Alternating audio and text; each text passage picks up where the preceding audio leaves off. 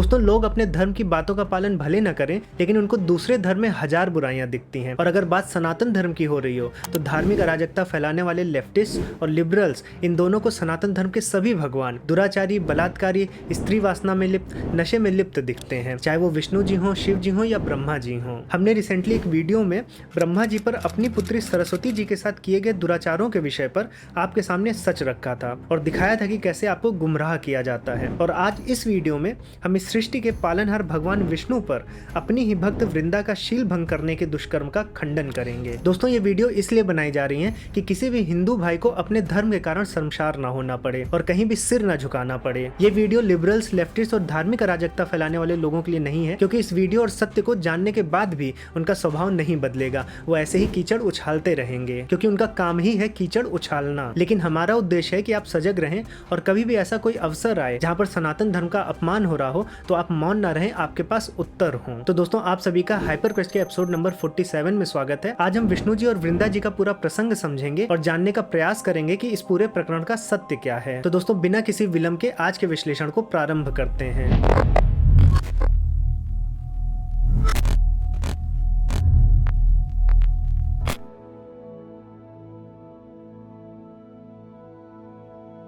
साथियों, जब आमतौर पर इस प्रकरण की बात होती है, विष्णु वृंदा प्रकरण की, तो आपको स्कंद पुराण के वैष्णव खंड के कार्तिक मास महात्म्य के 21वें अध्याय का इंग्लिश अनुवाद सुनाया जाएगा या दिखाया जाएगा, जहां पर यह लिखा है कि विष्णु जी ने वृंदा जी के साथ सेक्सुअल इंटरकोर्स परफॉर्म किया था। लेकिन जैसा कि मैंने पहले भी आपको बताया है कि ये केवल आपको एक कटिंग दिखाएंगे या फिर किसी एक श्लोक का अनुवाद दिखाकर आपका मजाक उड़ाएंगे। इसलिए हमको इस पूरे प्रकरण को, इस पूरी कथा को अच्छे से समझना होगा। दोस्तों, स्कंद पुराण के वैष्णव खंड के इसी कार्तिक मास महात्म्य में ये कथा प्रारंभ होती है। और ये कथा तब प्रारंभ होती है जब राजा पृथु ने नारद मुनि से ये पूछा कि कार्तिक का जो व्रत आपने बताया है, इसमें पूजा के समय विष्णु जी के शालिग्राम रूप के साथ तुलसी जी भी क्यों पूजी जाती हैं। तो इसी का उत्तर दे रहे हैं नारद मुनि, और वो एक कथा के माध्यम से तुलसी जी का क्यों महत्व है इसका उत्तर देने का प्रयास कर रहे हैं। इसमें नारद मुनि जी बताते हैं कि एक बार की बात है, इंद्रदेव से क्रुद्ध होकर शिव जी उन्हें अपनी तीसरी आंख से भस्म कर देना चाहते थे। लेकिन इंद्रदेव को बचाने के लिए बृहस्पति जी आगे आते हैं और शिव जी से बार बार आग्रह करते हैं कि वो इंद्र जी को छोड़ दें। ऐसे में बृहस्पति जी की बात को सुनकर शिव जी अपनी तीसरी आंख को एक समुद्र में फेंक देते हैं और इसी समुद्र में जहां पर ये तीसरी आंख गिरती है, वहां पर एक बच्चे का जन्म होता है, जो जन्म लेने के बाद इतना रोता है कि तीनों लोग हिल जाते हैं। इसीलिए इस बच्चे का नाम जलंधर पड़ा। फिर इस बच्चे को ब्रह्मा जी का एक वरदान भी मिलता है कि ये बच्चा बड़ा होकर समुद्रों का राजा बनेगा और इतना शक्तिशाली होगा कि तीनों लोगों में कोई उससे जीत नहीं पाएगा सिवाय शिव जी के। ये सुनकर समुद्र देव बहुत प्रसन्न होते हैं और वो असुरों के राजा कालनेमी से आग्रह करते हैं कि वो अपनी बेटी वृंदा का विवाह जलंधर से कर दें। अब वृंदा से विवाह के पश्चात जलंधर समुद्रों पर राज करने लगता है। लेकिन एक दिन शुक्राचार्य उसे बताते हैं कि उसके जो पिता हैं समुद्र, उनको एक बार पर्वत से मथा गया था और जो भी रत्न उत्पन्न हुए थे उनको देवों ने चुरा लिया था, अपने कब्जे में कर लिया था। इस बात को सुनकर जलंधर को बहुत क्रोध आया और उसने देवताओं पर चढ़ाई कर दी। उसने इतना उत्पात मचाया कि देवतागण मेरु पर्वत में जाकर छुप गए और वहां पर विष्णु जी की आराधना करने लगे। फिर वहां पर विष्णु जी प्रकट होते हैं और जलंधर की सेना से युद्ध करते हैं। उसके बाद उनका एक घमासान युद्ध जलंधर से भी होता है, जिसमें वो जलंधर की वीरता से प्रसन्न होकर उससे बोलते हैं कि वो कोई भी एक उनसे वरदान मांग ले। तो इस पर जलंधर उनसे बोलता है कि वो और लक्ष्मी जी उनके घर पर आएं और एक दिन के लिए रहें। अब विष्णु जी से छुटकारा पाकर ये जो एक दिन का मौका मिलता है, इसमें जलंधर तीनों लोगों को हथिया लेता है, देवताओं को बंदी बना लेता है और अपना राजकाज शुरू करता है। अब उसका राजपाट अच्छे से चल ही रहा होता है कि एक दिन नारद मुनि प्रकट होते हैं और एक ताना कस देते हैं। वो बोलते हैं कि तुम तीनों लोगों के मालिक हो, लेकिन फिर भी शिव जी तुमसे अमीर हैं, तुम उनसे गरीब हो और पार्वती जी से सुंदर कोई भी कन्या तुम्हारे राज्य में नहीं है। इस बात को सुनकर जलंधर ईर्ष्या से भर गया और भगवान शिव को हराने और पार्वती जी का अपहरण करने के लिए वो निकल पड़ा। फिर जलंधर शिव जी को दूसरे असुरों के साथ युद्ध करने में फंसाकर पार्वती जी का अपहरण करने के लिए आगे बढ़ता है और जब ये विपदा पार्वती जी पर आती है तो विष्णु जी का ध्यान करती हैं। यहाँ पर विष्णु जी पार्वती जी को बताते हैं कि जो जलंधर की पत्नी है वृंदा, उनके अच्छे कर्म और उनके पतिव्रता होने के कारण जलंधर को हरा पाना असंभव है। इसलिए जैसी दरिंदगी वो प्रत्येक स्त्री के साथ कर रहा है और आपके साथ करना चाहता है, उसके साथ भी ऐसा ही कुछ करना पड़ेगा। इसके बाद विष्णु जी माया से जलंधर का रूप धारण करते हैं और वृंदा के समक्ष पहुंचते हैं। वृंदा उनको पहचान नहीं पाती है और अपने पति को समझकर वो बहुत प्रसन्न होती है और यहीं पर विष्णु जी जलंधर के रूप में उसके मुख को चूम लेते हैं, जिससे उसका पतिव्रत भंग हो जाता है और दूसरी तरफ शिव जी जलंधर को हरा देते हैं। लेकिन इन सबके बाद वृंदा का श्राप विष्णु जी को लगता है। वृंदा विष्णु जी को भी अपनी पत्नी के वियोग में दर दर भटकने और पत्थर बन जाने का श्राप देकर आग में कूद जाती है। विष्णु जी भी इस श्राप को गले से लगाते हैं क्योंकि जलंधर के बुरे कर्मों का फल उसकी पत्नी वृंदा को भुगतना पड़ा था। इसीलिए वो श्री राम के अवतार में सीता जी के वियोग में दर दर भटकते हैं और वृंदा के आत्मसम्मान को जो ठेस पहुंची थी उसकी भरपाई हो, इसलिए विष्णु जी वृंदा को वरदान देते हैं कि तुम अगले जन्म में तुलसी बनोगी और मेरे साथ पूजी जाओगी। तो ये जो कथा है, पूरा प्रकरण कर्मों के सिद्धांत को समझाता है और ये भी बताता है कि आप कोई भी हो, भले आप ईश्वर क्यों ना हो, आपने अगर कोई अनुचित कार्य किया है, भले वो जग कल्याण के लिए किया हो, आपको उसका फल भोगना पड़ेगा। इसलिए विष्णु जी को भी जो श्राप लगा, उन्होंने श्री राम अवतार में उस श्राप को पूरा किया। लेकिन इस कथा में कहीं भी रेप या फिर सेक्सुअल इंटरकोर्स नहीं है। इसके लिए हम श्लोकों को भी देखेंगे और डिटेल में समझेंगे कि कैसे उनके इंग्लिश अनुवाद हमें गुमराह करते हैं। दोस्तों, अगर आपको सनातन धर्म के मूल सिद्धांतों जैसे कि कर्म का सिद्धांत हो गया,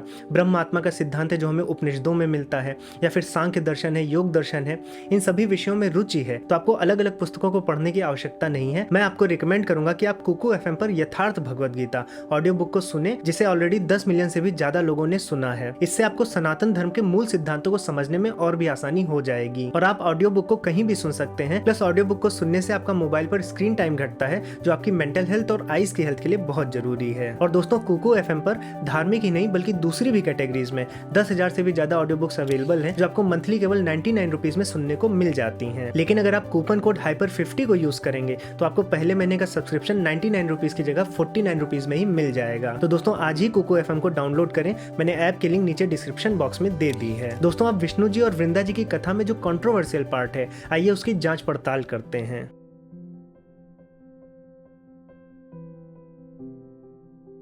अब दोस्तों, इस पूरे प्रकरण का कंट्रोवर्शियल पार्ट विष्णु जी का जलंधर रूप धारण करने और वृंदा से मिलने से शुरू होता है। हम स्कंद पुराण के श्लोकों को देखेंगे और ये भी देखने की कोशिश करेंगे कि किस प्रकार से उसका अंग्रेजी अनुवाद किया गया है। तो जब प्रथम बार वृंदा विष्णु जी के मायावी जलंधर रूप से मिलती है तो अपने पति को जीवित देखकर बहुत प्रसन्न होती है और यहीं पर जलंधर वृंदा का आलिंगन करता है और उसके मुख पर चुंबन देता है। और ये बात यहाँ पर बहुत ही क्लियरली स्कंद पुराण में लिखी गई है। तो यहाँ पर जैसा मैंने कथा में बताया था वैसा ही यहाँ पर भी दिया गया है। यहाँ पर भी कोई रेप या फिर सेक्सुअल इंटरकोर्स नहीं दिखाया गया है और यहाँ पर जो इंग्लिश अनुवाद हुआ है वो भी सही हुआ है। लेकिन इंग्लिश अनुवाद आगे जाकर एक जगह पर एक लाइन लिखता है कि once at the conclusion of sexual intercourse she saw him in the form of Vishnu rebuking him angrily Vrinda spoke these words. अब मैं आपके सामने वो श्लोक प्रस्तुत कर देता हूँ जिसका ये इंग्लिश अनुवाद है और आप खुद ही देख के बताएं कि यहाँ पर कहाँ पर सेक्सुअल इंटरकोर्स दिया गया है। ये श्लोक है, कदाचित सुरतस्य अन्ते दृष्ट्वा विष्णुम तमेव च निर्भत्सर्य क्रोध संयुक्ता वृंदा वचनम अब्रवीत, जिसका हिंदी अर्थ है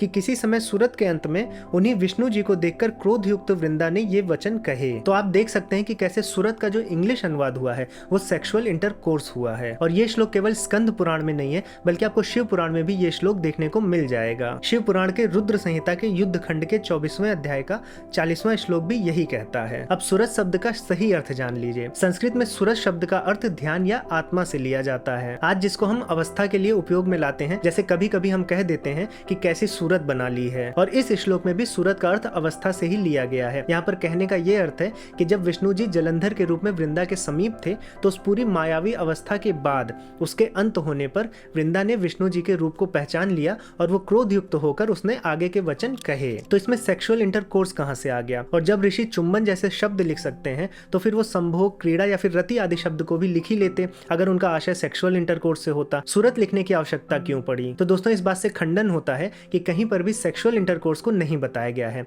जब इस बात का खंडन हो जाएगा तभी आपके सामने एक दूसरा श्लोक प्रस्तुत कर देंगे। आइए उसे भी देख लेते हैं।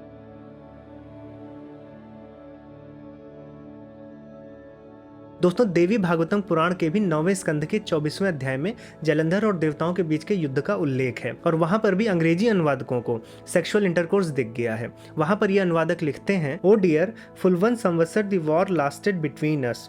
All the Daityas were killed. Then Brahma himself came and mediated. Peace then was brought about, and by the command of Brahma, I gave over to the Devas their rights. When I returned to my home, Shiva went back to his Shivalok. Thus saying, Hari, the Lord of the world, slept and then engaged in sexual intercourse with her. तो चलिए दोस्तों, इस श्लोक को भी देखते हैं। ये 17वां श्लोक है और इस श्लोक में एक जगह संभोग शब्द आते ही इन लोगों की कलम चलने लगी। ये श्लोक है, रेमे रमापत्यस्तत्र रामया सह नारद स साध्वी सुख संभोगात आकर्षण व्यतिक्रमात्। तो दोस्तों आप देख सकते हैं कि इस श्लोक के अंत में एक शब्द आ रहा है सुख संभोगात आकर्षण व्यतिक्रमात्, और यहाँ पर संभोग शब्द को देखकर इन्होंने तुरंत उसका ट्रांसलेशन सेक्सुअल इंटरकोर्स कर दिया, जबकि रियलिटी कुछ अलग है। इस शब्द को हम समझ लेते हैं। दोस्तों ये शब्द जो है ये 4 अलग शब्दों के संधियों से बना है। यहाँ पर सुख है, संभोग है, आकर्षण है और व्यतिक्रमात् है। तो सुख संभोग का अर्थ आप जान गए होंगे, आनंद से है। आकर्षण का अर्थ आप जानते ही हैं।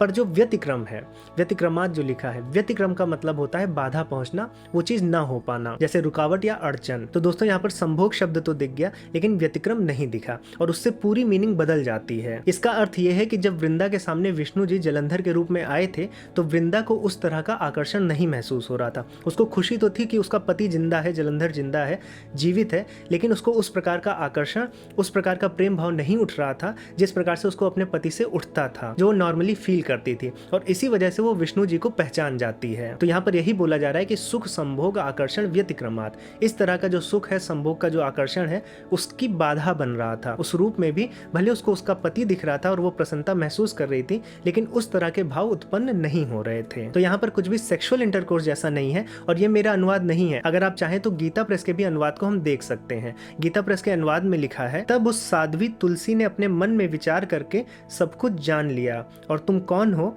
ऐसा वह उनसे पूछने लगी। अब देवी भागवत पुराण में वृंदा को तुलसी की तरह बोला गया, क्योंकि तुलसी जो है वो वृंदा का ही अगला जन्म थी। तो वृंदा और तुलसी एक दूसरे के साथ इंटरचेंजेबली यूज किए गए हैं। तो इन बातों से रेप का और सेक्सुअल इंटरकोर्स का जो आक्षेप है उसका खंडन हो जाता है। लेकिन अभी भी एक बात सत्य रहती है कि विष्णु जी ने वृंदा का आलिंगन करके और उसका चुंबन करके उसका शील भंग कर दिया था, उसके पतिव्रता को नष्ट कर दिया था। तो ये बात कहां तक सही है? क्या एक पापी व्यक्ति को हराने के लिए उसकी निर्दोष स्त्री के सतीत्व का हरण करना उचित है? आइए जानते हैं।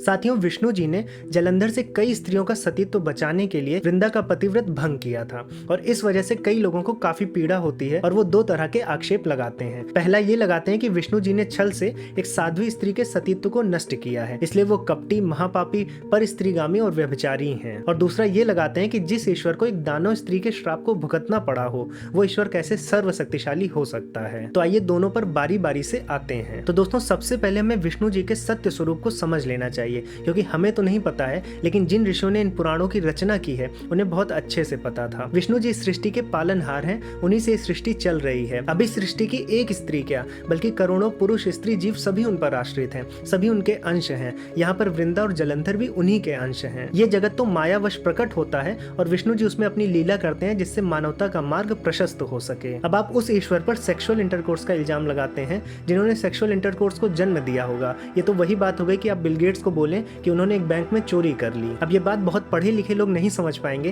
लेकिन जो हमारे ऋषि थे जिन्होंने पुराणों की रचना की, उनको भली भांति पता था कि विष्णु जी कोई शरीरधारी नहीं है। हम उनकी कथा जरूर लिख रहे हैं, हम उनके कथा के माध्यम से सर्वसाधारण मानव को बहुत अच्छी बातें समझाने का प्रयास कर रहे हैं, लेकिन जो विष्णु जी का स्वरूप है वो अनंत है। वो काम वासना में आकर किसी स्त्री के पीछे भागता नहीं फिरेगा, और इस बात को पुराणों में बहुत अच्छे से बताया गया है। अगर आप देवी भागवतम के 9वें स्कंद के 17वें अध्याय के 23वें और 28वें श्लोक को पढ़ें तो वहाँ साफ साफ बताया गया है कि वृंदा और जलंधर दोनों विष्णु जी के ही अंश थे। 23वें श्लोक में वृंदा को तदंशा कहा गया है, मतलब उनका अंश, मतलब विष्णु जी का या कृष्ण जी का अंश बताया गया है। और वहीं 28वें श्लोक में यह बताया गया है कि जलंधर सुदामा जी का ही पुनर्जन्म था, और फिर उन्हें कृष्णांग समुद्भव बोला गया है, मतलब कृष्ण जी के ही अंग से उत्पन्न होने वाला। तो ये उन ऋषियों ने लिखा है जिनको हम हमेशा कोसते रहते हैं कि उन्होंने पुराणों की रचना क्यों की, लेकिन हम इतने पढ़े लिखे होके अपने मन की गंदगी जो है अपने ग्रंथों में घुसा देते हैं। अब अगर पुराणों की कथा में विष्णु जी को मानव सदृश कार्य करते हुए दिखाया गया है तो उसका फल भी उन्होंने भोगा है, ऐसा भी बताया गया है। लेकिन यहाँ पर कुछ लोग बोलते हैं कि जब विष्णु जी सर्वशक्तिशाली हैं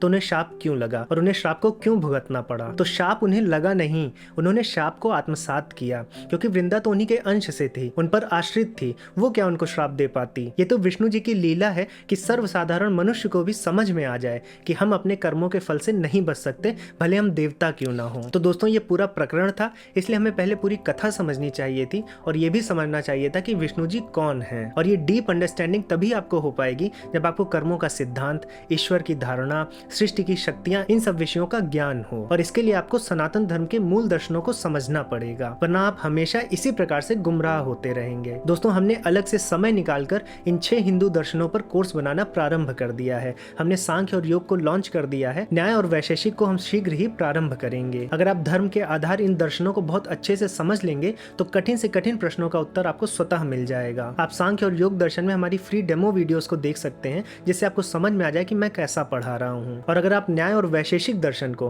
15 अगस्त से पहले खरीदेंगे तो आपको 25% का डिस्काउंट भी मिल जाएगा। मैंने कोर्स की लिंक नीचे कमेंट बॉक्स में दी है, एक बार अवश्य विजिट करें। और अगर आपको सनातन धर्म के मुख्य सिद्धांतों को एक ही जगह पर जानना है तो आप कुकू एफएम पर यथार्थ भगवद गीता ऑडियो बुक को जरूर सुने। सिद्धांतों को जानने से कथाओं के पीछे की शिक्षा हमें अच्छे से समझ में आती है। दोस्तों, अगर आपको ये वीडियो पसंद आई है तो लाइक बटन पर जरूर क्लिक करें और अपने परिवारजनों और दोस्तों में जरूर साझा करें। अगर चैनल को सब्सक्राइब नहीं किया है तो चैनल को सब्सक्राइब भी कर लें। दोस्तों, अब मैं इस वीडियो को दूंगा यहीं विराम। अब मैं मिलूंगा एक नई वीडियो में नए टॉपिक के साथ। तब तक के लिए जय श्री राम।